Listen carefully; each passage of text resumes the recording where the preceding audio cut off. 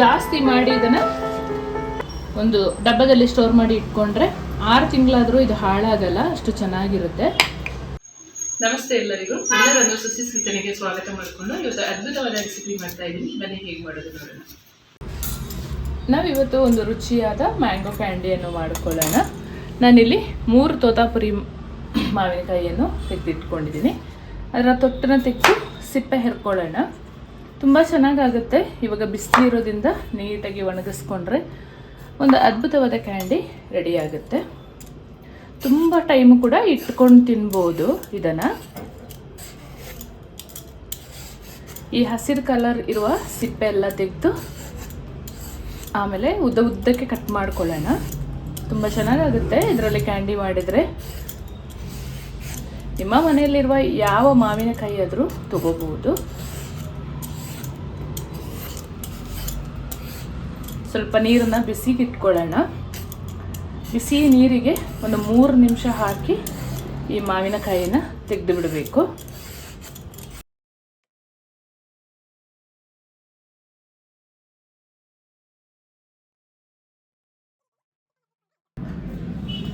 ಮೂರನ್ನು ಹೆರಿದಾಯಿತು.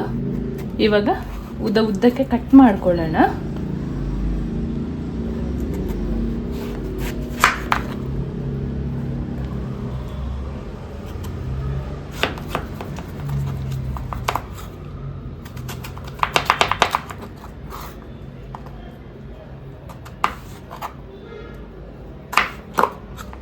ಈ ರೀತಿಯಲ್ಲಿ ಕಟ್ ಮಾಡಿದ್ರೆ ಆಯಿತು. ತೀರಾ ತೆಳ್ಳಗೆ ಬೇಡ.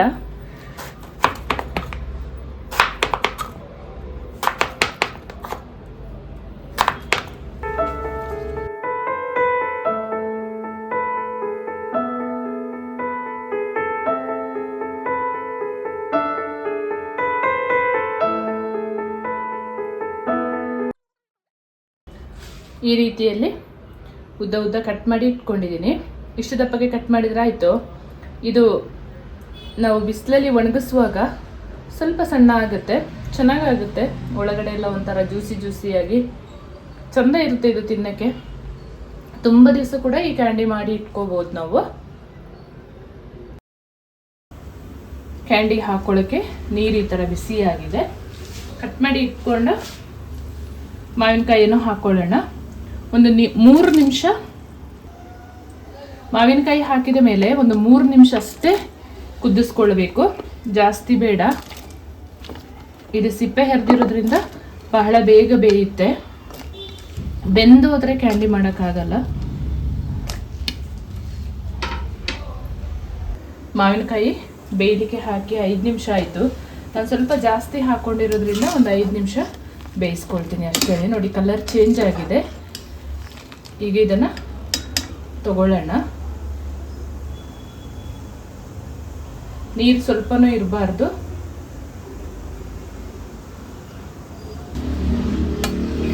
ಒಂದು ಪ್ಲೇಟಿಗೆ ಹಾಕೊಳ್ಳೋಣ.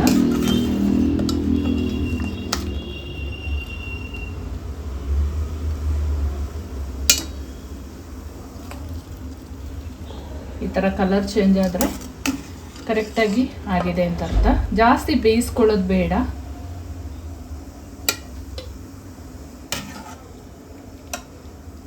ಸಿಪ್ಪೆ ಹೆರ್ದಿರೋದ್ರಿಂದ ಇದು ಬೇಗ ಬೆಂದೋಗುತ್ತೆ. ಹಾಗಾಗಿ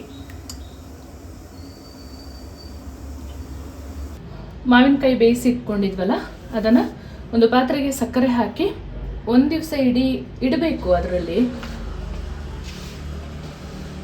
ಸಕ್ಕರೆ ಎಲ್ಲ ಹೀರ್ಕೊಂಡಾದ ಮೇಲೆ ಬಿಸಿಲಲ್ಲಿ ಒಣಗಿಸ್ಕೊಳ್ಳುವಂಥದ್ದು. ಕೆಳಗಡೆ ಸ್ವಲ್ಪ ಸಕ್ಕರೆ ಹಾಕೊಳ್ಳೋಣ. ಮಾವಿನಕಾಯಿನ ಹಾಕೊಳ್ಳೋಣ.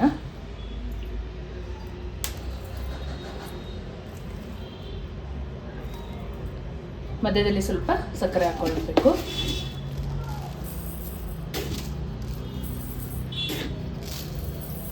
ಈ ಮೆಥಡ್ ಫಾಲೋ ಮಾಡೋದ್ರಿಂದ ಇದು ತುಂಬ ಚೆನ್ನಾಗಿ ಹೀರ್ಕೊಳ್ಳುತ್ತೆ ಸಕ್ಕರೆನ. ಒಮ್ಮೆಗೆ ಮೇಲ್ಗಡೆಯಿಂದ ಹಾಕಿದರೆ ಕೆಳಗಡೆ ಎಲ್ಲ ಅಷ್ಟು ಚೆನ್ನಾಗಿ ಹೀರ್ಕೊಳ್ಳಲ್ಲ. ಹಾಗಾಗಿ ನಾನು ಇಷ್ಟು ಮಾವಿನಕಾಯಿಗೆ ಒಂದು 150 ಗ್ರಾಮ್ ಅಷ್ಟು ಸಕ್ಕರೆ ಯೂಸ್ ಮಾಡ್ತಾ ಇದ್ದೀನಿ. ಸಕ್ಕರೆ ಹಾಕಿದ ಮೇಲೆ ಮಾವಿನಕಾಯಿಯನ್ನು ಹೀಗೆ ಹಾಕ್ಕೊಂಡು ಮೇಲ್ಗಡೆಯಿಂದ ಸ್ವಲ್ಪ ಸಕ್ಕರೆ ಹಾಕಿ ಇಟ್ಟರೆ ಆಯಿತು. ಇದು ನೀರಾಗಿ ಎಲ್ಲ ಅಬ್ಸರ್ವ್ ಮಾಡುತ್ತೆ, ಮಾವಿನಕಾಯಿ ಎಲ್ಲ ಹೀರ್ಕೊಂಡಾದ್ಮೇಲೆ ಒಂದೊಳ್ಳೆ ರುಚಿ ಕೊಡುತ್ತೆ. ಹಾಗಾಗಿ ಬೇಯಿಸಿದ ನೀರು ಸ್ವಲ್ಪನೂ ಇರಬಾರ್ದು. ಮುಚ್ಚಿ ಇಡೋಣ. ನಾನು ಓವರ್ ನೈಟ್ ಬಿಡ್ತೀನಿ ಇದನ್ನು. ಮಾವಿನಕಾಯಿ ಪೀಸಸನ್ನು ನೋಡಿ, ಥರ ಸಕ್ಕರೆಗೆ ಹಾಕಿ ಇಟ್ಟಿದ್ವಲ್ಲ, ಈ ರೀತಿಯಲ್ಲಿ ಸಕ್ಕರೆ ಎಲ್ಲ ಕರಗಿ ಚೆನ್ನಾಗಿ ಅಬ್ಸರ್ವ್ ಆಗಿದೆ. ಇದನ್ನು ಒಂದೊಂದಾಗಿ ತಟ್ಟೆಗೆ ಹಾಕೊಳ್ಳೋಣ. ಜಾಸ್ತಿ ಸಿರಪ್ ಜೊತೆಯಲ್ಲಿ ಹಾಕೊಳ್ಬಾರ್ದು ತಟ್ಟೆಗೆ, ನಾವು ಸನ್ಲೈಟಲ್ಲಿ ಇಡುವಾಗ.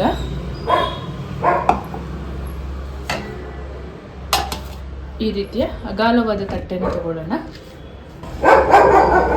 ಒಂದೊಂದೇ ಪೀಸಸನ್ನು ಒಂದಕ್ಕೊಂದು ಟಚ್ ಮಾಡೋದಾಗೆ ದೂರ ದೂರ ಈ ಥರ ಹಾಕೊಳ್ಳೋಣ.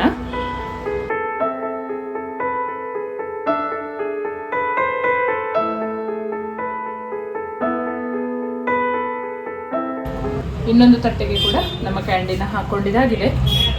2 ದಿವಸ ಬಿಸಿಲಲ್ಲಿ ಒಣಗಿಸಿ ಆದ ಮೇಲೆ ನಮ್ಮ ಕ್ಯಾಂಡಿ ಎಷ್ಟು ಸೂಪರ್ ಆಗುತ್ತೆ ನೋಡೋಣ. ಮಾವಿನಕಾಯಿ ಪೀಸಸನ್ನು ಹಾಕಿ ಇಟ್ಟಿದ್ವಲ್ಲ ನಾವು ಸಕ್ಕರೆಗೆ, ಆ ನೀರು ನೋಡಿ ಎಷ್ಟು ಕ್ಲಿಯರ್ ಆಗಿದೆ ಅಂತ. ಇದನ್ನು ಜ್ಯೂಸಿಗೆಲ್ಲ ಬಳಸ್ಬೋದು, ತುಂಬ ಚೆನ್ನಾಗಾಗುತ್ತೆ. 2 ದಿವಸ ಆದ ಮೇಲೆ ನಮ್ಮ ಮ್ಯಾಂಗೋ ಕ್ಯಾಂಡಿ ನೋಡಿ ಈ ರೀತಿಯಲ್ಲಿ ಡ್ರೈ ಆಗಿ ಚೆನ್ನಾಗಾಗಿದೆ. 2 ದಿವಸ ಬಿಸಿಲಲ್ಲಿ ಒಣಗಿಸ್ಕೊಳ್ಬೇಕು. ಎಷ್ಟಿತ್ತು ಒಣಗಿ ಎಷ್ಟು ಸಣ್ಣಗಾಗಿದೆ ನೋಡಿ, ತುಂಬ ಚೆನ್ನಾಗಾಗುತ್ತೆ. ಇದರ ಮೇಲೆ ಸ್ವಲ್ಪ ಸಕ್ಕರೆ ಪೌಡ್ರನ್ನು ಹಾಕಿ ಮಿಕ್ಸ್ ಮಾಡ್ಕೊಳ್ಳೋಣ. ಜಾಸ್ತಿ ಮಾಡಿ ಇದನ್ನು ಒಂದು ಡಬ್ಬದಲ್ಲಿ ಸ್ಟೋರ್ ಮಾಡಿ ಇಟ್ಕೊಂಡ್ರೆ 6 ತಿಂಗಳಾದರೂ ಇದು ಹಾಳಾಗಲ್ಲ, ಅಷ್ಟು ಚೆನ್ನಾಗಿರುತ್ತೆ. 1 ಚಮಚದಷ್ಟು ಸಕ್ಕರೆ ಪೌಡ್ರ್ ಹಾಕ್ಕೊಂಡು ಮಿಕ್ಸ್ ಮಾಡ್ಕೊಳ್ಳೋಣ.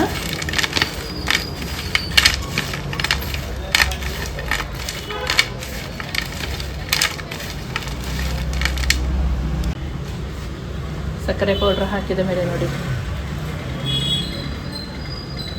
ಈ ಥರ ಡ್ರೈ ಮಾಡಿ ಇಟ್ಕೊಂಡಿರಬೇಕು. ತುಂಬ ರುಚಿಯಾಗಿರುತ್ತೆ.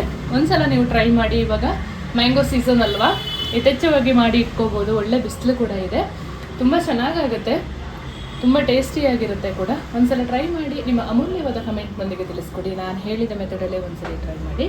ಹಾಗೆಯೇ ನನ್ನ ಚಾನಲ್ಗೆ ನೀವು ಹೊಸಬರಾಗಿದ್ದರೆ ಪ್ಲೀಸ್ ಸಬ್ಸ್ಕ್ರೈಬ್ ಮಾಡ್ಕೊಳ್ಳಿ. ಪಕ್ಕದಲ್ಲಿರುವ ಬೆಲ್ ಬಟನನ್ನು ಕ್ಲಿಕ್ ಮಾಡೋದನ್ನು ಮರಿಬೇಡಿ.